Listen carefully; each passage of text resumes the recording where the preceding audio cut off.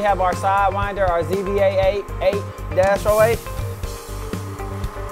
and we're going to open the box how it will be received from Zebra Skimmers. So on top you have your manual and your paperwork. Taking it out the box, you have this insert next on the ZVA. You need to take your 2 fingers, stick them inside of here and pull the flap back. That will free your tube.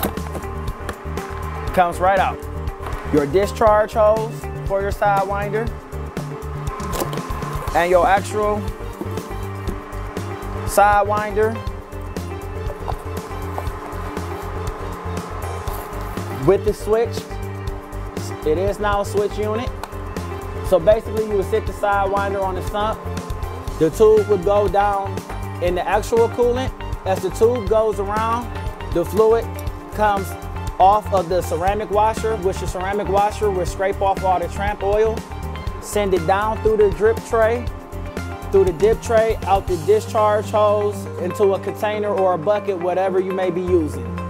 Also, this is a ZVA8-08, which is our standard CVA, but for most sumps, we can just about make any size tube to accommodate your sump.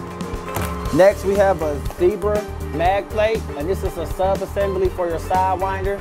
It's basically we're making magnetic ties to stick to the sump. Let's go ahead and open it, how it's received from Zebra. Comes with just a flyer. This is how your mag plate will look when it arrives.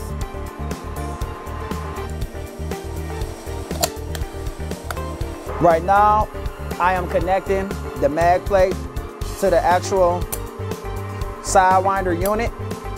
And now when the Zebra mag plate is installed, you can now take the unit, you can sit it on the actual sump.